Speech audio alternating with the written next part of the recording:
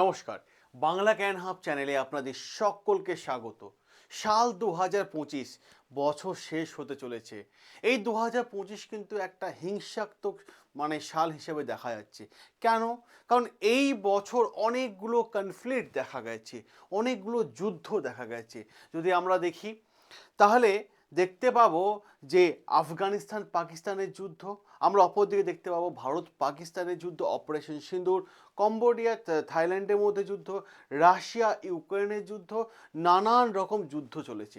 এবং সাথে সাথে আরও একটা বিষয়, ইসরায়েল আক্রমণ করেছে গাজার ওপর। এবং সব যুদ্ধের মধ্যে সবথেকে গুরুত্বপূর্ণ বিষয় যেটা হয়, 12 দিনের একটা যুদ্ধ চলেছিল ইসরায়েল এবং ইরানের মধ্যে, যেখানে আমরা দেখতে পেয়েছিলাম ইসরায়েল এবং ইউএস আমেরিকা একত্রিত হয়ে ইরানের ওপর বম্বিং করেছিল।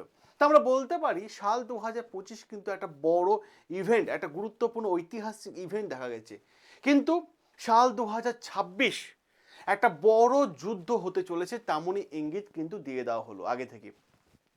যেটুকু মনে হচ্ছে যে এই যুদ্ধে দেখা যাবে সবথেকে বেশি মোস্ট প্রবাবলি চান্স আছে যে সাল 2026-এ জানুয়ারি মাসে 1-2 সপ্তাহের মধ্যে ইসরায়েল এবং ইরান আবার একে অপরের যুদ্ধের সঙ্গে জড়িয়ে পড়তে পারে, এমনই কিন্তু আভাস কিন্তু চলে আসলো। আমি বলছি না, বলছে আর্টিকেল।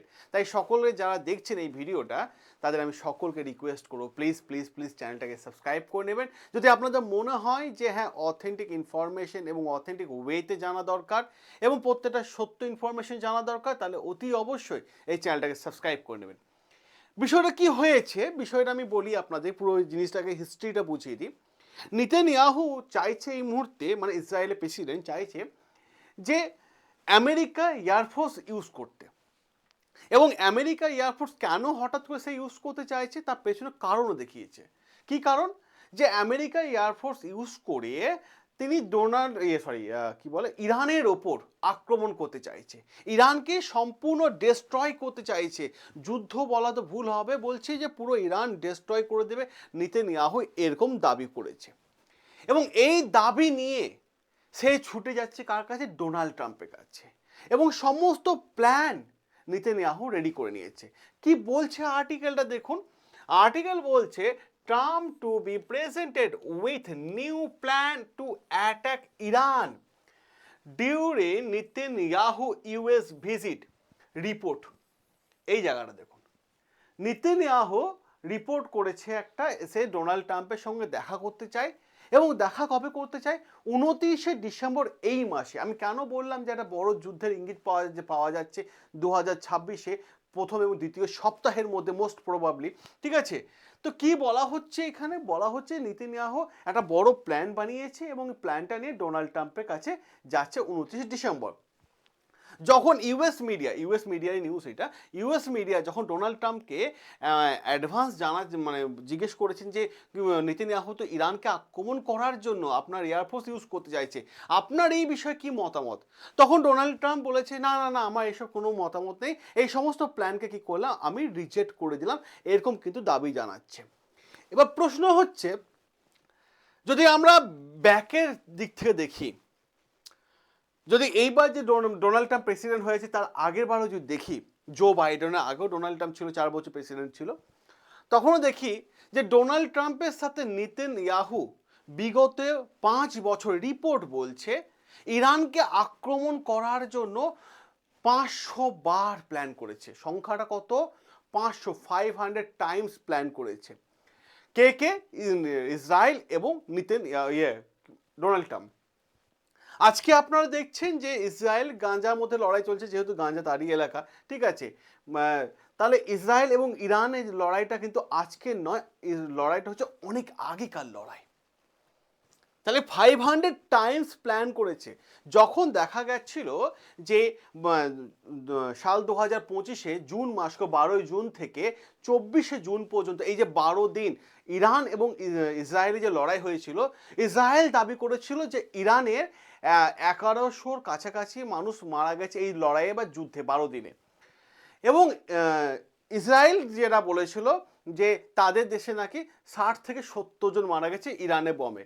কিন্তু মিডিয়ার রিপোর্ট তো অন্যান্য দেশে, বিশেষ করে ইউএস মিডিয়া তো অন্য তথ্য দিয়ে দিয়েছিল। সাথে সাথে ইরান মিডিয়া, চীন মিডিয়া, ঠিক আছে, বিভিন্ন দেশের রাশিয়ার মিডিয়া, এরা রিপোর্ট দিয়েছিল যে সব থেকে বেশি ক্ষতি কিন্তু হয়েছে ইসরায়েলে। কিন্তু ইসরায়েল দাবি করছে যে ইরানে 1100-র উপর লোক মানে মারা গেছে ইসরায়েলে বম্বিংয়ের উপর। কিন্তু প্রশ্ন এখানে একটাই উঠছে, যদি আবার ইরান এবং ইসরায়েল একে অপরের সঙ্গে যুদ্ধে জড়িয়ে পড়ে, তাহলে এবার তো ভাই মানে হাজার হাজার মানুষ মারা যাবে। এবং তারই প্ল্যান রেডি করে নিয়েছে কে? নেতানিয়াহু, যার জন্য সে ডোনাল্ড ট্রাম্পের কাছে ছুটে যাচ্ছে যে আপনি আপনার এয়ারফোর্স ইউজ করুন, আপনি আপনার এয়ারফোর্স আমাকে দিন, আমি ইরানের ওপর আক্রমণ করব, ঠিক আছে, এমনই ঘটনা দেখা গেছে। ডোনাল্ড ট্রাম্পের যে প্রশ্ন আসে, এই যে ইসরায়েল দাবি করছে যে ইরানে 1100-র ওপর লোক মারা গেছে, এটা যে ইসরায়েল একা নয়, ডোনাল্ড ট্রাম্প, আমেরিকা এবং ইসরায়েল একসাথে ইরানের ওপর আক্রমণ করেছে। এই আক্রমণের সময় যখন কি বলে আপনার ওই ইউএস মিডিয়া একটা বড় পোস্ট করেছিল। কি পোস্ট? যে ইসরায়েলের প্রেসিডেন্ট নেতানিয়াহু আমেরিকা ডোনাল্ড ট্রাম্পের কাছে হেল্প চেয়েছে যে আপনি এয়ারফোর্স পাঠান যাতে আমি ইরানের ওপর আক্রমণ করতে পারি। কিন্তু সমস্যা হয়েছে, ডোনাল্ড ট্রাম্প রিজেক্ট করে দিয়েছিল, না না এরকম কিচ্ছু হবে না, আমি শান্তি চাই, দিয়ে শান্তি বজায় থাকুক, কারণ তখন তাকে নোবেল প্রাইজ পেতে হতো, মানে পাওয়ার জন্য করছিল। কিন্তু পরবর্তীকালে যদি দেখা যায়, পরবর্তীকালে আমরা দেখতে পেয়েছি যে নেতানিয়াহু, ডোনাল্ড ট্রাম্প কি করেছে, সে B-2 বম্বার পাঠিয়ে দিল ইরানের ওপর আক্রমণ করার জন্য। ইরানের ওপর আক্রমণ করার জন্য যে ডোনাল্ড ট্রাম্পকে বলা হতো প্রেসিডেন্ট অফ পিস, শান্তির বার্তা সব সময় দেয়, সেই কিন্তু নিজেই আক্রমণ করে দিল। তাহলে ওই যে তখন মিডিয়া, যখন ইসরায়েল এবং ইরানের যুদ্ধ চলছিল, তখন যে ডোনাল্ড ট্রাম্প স্পিচ দিয়েছিল যে আমি শান্তি চাই, যুদ্ধ চাই না, লড়াই চাই না, বিশ্বের সমস্ত দেশের সাথে শান্তি বজায় রাখতে চাই, তাহলে তারপর কেন B-2 বম্বারটা ফেলা হলো? এইটাই হচ্ছে মিডিয়া কন্ট্রোল। কারণ আমেরিকা সবসময় মিডিয়াকে কন্ট্রোলের মধ্যে রাখে, কারণ আর্টিকেল সেটাই বলছে যে আমেরিকা মিডিয়া নিউজ সবসময় একটা বিষয়, যে গোপন মিটিংগুলো হয়ে যায়, যেটা পজিটিভলি করবে সেটা কিন্তু মানে আগে সেটা নিউজে আসে না, নেগেটিভ হিসাবে নিউজে আসে। যেমনভাবে দেখা গেছিলো যে ডোনাল্ড ট্রাম্প আক্রমণ করবো না বলেছিল, কিন্তু পরবর্তীকালে B-2 বম্বার দিয়ে আক্রমণ করে দিয়েছে। যখন ইরান এবং ইসরায়েলের 12 দিনের যুদ্ধে বলা হয়েছে যে ইরান কি করেছে, ইসরায়েলের যে এজেন্সি আছে মোসাদ, 700 মোসাদকে, ওই এজেন্সি 700 জন মেম্বারকে অ্যারেস্ট করে নিয়েছে। বলা হয়ে থাকে বিশ্বের সব থেকে বেশি স্ট্রং হচ্ছে মোসাদ, ঠিক আছে, কিন্তু 700 মোসাদ অ্যারেস্ট হয়ে গেছিল। ইরানে কিন্তু দাবি এসেছে এবং বিভিন্ন জায়গা থেকে কিন্তু এরকম তথ্য কিন্তু পাওয়া গেছে। এবার কি হয়েছে, এবার যে প্রশ্নটা হয়েছে, ডোনাল্ড ট্রাম্পের সঙ্গে যাচ্ছে 29 তারিখে মিটিং করতে। আমরা দেখছিলাম আর্টিকেলটা কোথায় আছে যেন, 29 তারিখে মিটিং করতে যাচ্ছে নেতানিয়াহু, যাচ্ছে 29 তারিখে মিটিং করতে। এই মিটিংয়ের সময় গতকাল ডোনাল্ড ট্রাম্পকে ইউএস মিডিয়া জিজ্ঞেস করেছে যে নেতানিয়াহু তো ইরানকে আক্রমণ করার জন্য প্ল্যান নিয়ে আসছে, স্যার আপনার মতামত কি? না না এইসব কোনো ব্যাপার না, যুদ্ধ হবে না, আমি রিজেক্ট করে দিলাম, ঠিক আছে। এই রিজেক্টটা কিন্তু আগেও করেছিল, তারপর গিয়ে ইরান ওপর আক্রমণ করেছিল। আবার সেম ইস্যু, সেম খেলা কিন্তু ডোনাল্ড ট্রাম্প আবার খেলছে। কারণ একবার রিজেক্ট করার পর আবার যখন মানে বলছে যে হ্যাঁ যুদ্ধ করেছে, লড়াই করেছে, তার সেম প্ল্যান আবার হচ্ছে। এইটা হচ্ছে নিউজ কন্ট্রোল, নিউজকে টোটালভাবে নিজের কন্ট্রোলের মধ্যে রেখে দিয়েছে কে? Donald Trump. আপনারা যদি দেখেন এই যে ইউএস অ্যান্ড ইসরায়েল প্ল্যানেট, ঠিক আছে, মিডিয়া লিক অ্যালিগেশন, ওরা যে মিডিয়া থেকে আগে থেকে কোনো প্রকার লিক করে না, কোনো প্রকার কোনো বিষয় লিক করে না। এই ঘটনাটা সেই ঘটনা যে ঘটনার সময় ডোনাল্ড ট্রাম্প আগে থেকে রিজেক্ট করেছিল, এটা সেই ঘটনা, ঠিক আছে। এবার প্রশ্ন হচ্ছে, আজকে যদি ভগবান না করুক যুদ্ধ হোক, ঠিক আছে, যুদ্ধ হলে সাধারণ মানুষই বেশি মারা যায়, তো অনেক ক্ষয়ক্ষতি হয়, অনেক বাড়িঘর ভেঙে যায়, ঠিক আছে, সব ডিস্ট্রয় হয়ে যায়। তো এই যে যুদ্ধ যদি হয়, তাহলে ইরানের পাশে কি চীন এবং রাশিয়া কি দাঁড়াবে? কারণ আমেরিকার চোখে এই মুহূর্তে 3টে বড় বড় কান্ট্রি আছে, 1 ইরান, 2 চীন, 3 রাশিয়া। এবার প্রশ্ন হচ্ছে ইরানের পাশে কি রাশিয়া এবং চীন দাঁড়াবে? কারণ প্রশ্ন হচ্ছে দাঁড়ানোর সম্ভাবনা সব থেকে বেশি। কিরকম ভাবে? আমেরিকা সে তার কম্পিটিটর মনে করছে কাকে?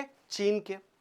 আমেরিকা কি করলো যে চীন কি বলেছিল যে তুমি রেয়ার আর্থ এলিমেন্টটা পাওয়ার জন্য আমার সাথে ঝামেলা করছো, অশান্তি করছো, আমি রেয়ার আর্থ এলিমেন্টটা তোমাকে দেবো না, দেবো আমি ভারতকে। সঙ্গে সঙ্গে কি করে দিল ডোনাল্ড ট্রাম্প, যে বলে দিল তোমার দেশের যত ফ্লাইট চলছে না, সমস্ত ফ্লাইটে বোয়িং কোম্পানি ফ্লাইট, সেটা আমেরিকা কোম্পানি, সো বোয়িং কোম্পানির ফ্লাইটে আমরা পেয়ার পার্টস আমরা দেবো না। এবার তুমি কি করবে করো, ঠিক আছে। চীন গেল খোঁচে। অপর দিক থেকে যদি দেখা যায় রাশিয়া নানান রকম ভাবে কি করছে, মানে ইরানকে হেল্প করে যাচ্ছে। এবং সাথে সাথে যদি এটাও প্রশ্ন হয় যে রাশিয়ার মধ্যে ইরানের মধ্যে মুসাদের লোক ঘোরাঘুরি করছিল, রাশিয়া সেগুলোকে অ্যারেস্ট করে ইরানের হাতে তুলে দিয়েছে। এখান থেকে একটা জিনিস প্রমাণিত যে রাশিয়া কিন্তু আবার ইরানের পাশে আছে। তাহলে একের দিক থেকে যদি দেখা যায় এদিকে ডোনাল্ড ট্রাম্প এবার মানে নেতানিয়াহু, অপর দিক থেকে শি জিনপিং, ঠিক আছে, তারপরে পুতিন, আর এইদিকে আয়াতুল্লাহ, তিনজন মিলে এবার বোঝা যাচ্ছে না যে ইস্যুটা যে ডোনাল্ড ট্রাম্পের সাথে যে মিটিং হতে যাচ্ছে 29 ডিসেম্বর, সেখানে ডোনাল্ড ট্রাম্পের কি রিয়াকশন। আগেবার বলেছিল প্ল্যান রিজেক্ট, তারপরে গিয়ে বম্বিং করেছিল, এবারও বলছে প্ল্যান রিজেক্ট। ভবিষ্যৎ কি বলবে সেটা অপেক্ষায় দেখার। তো এই আর্টিকেলটা আমি আপনাদের সামনে এই মুহূর্তে তুলে ধরলাম। আপনাদের কেমন লাগলো? আপনাদের কি মনে হয় যে যুদ্ধ হবে? যদি আপনাদের মনে হয় কিছু মন্তব্য অতি অবশ্যই কমেন্ট বক্সে কমেন্ট করে জানাবেন। এবং সাথে সাথে আমি একটা হোয়াটসঅ্যাপ নাম্বার দিয়ে দিচ্ছি, এই হোয়াটসঅ্যাপ নাম্বার যারা আপনারা এআই শিখতে চান, তা এই হোয়াটসঅ্যাপ নাম্বারে হাই এআই লিখে পাঠান। বাড়ি থেকে বসে যদি 1 থেকে 2 লক্ষ টাকা ইনকাম করতে চান, তাহলে এই হোয়াটসঅ্যাপ নাম্বারে হাই এআই লিখে পাঠালে আমাদের টিমের তরফ থেকে within a second group join link চলে যাবে, সেখানে আপনি গ্রুপ জয়েন হয়ে যান। এবং এই গ্রুপ জয়েন হয়ে গেলে আমি অডিওর মাধ্যমে পুরো বিষয়টা ক্লিয়ার করে দেবো। সকলে ভালো থাকবেন, সুস্থ থাকবেন, সাবস্ক্রাইব করে নিন বাংলা জ্ঞান হাব, যেখানে প্রত্যেক আর্টিকেল তুলে এনে আমি আপনাদের সামনে আলোচনা করে থাকি। দেখা হবে আপনাদের সাথে নতুন আরও একটা আর্টিকেল নিয়ে।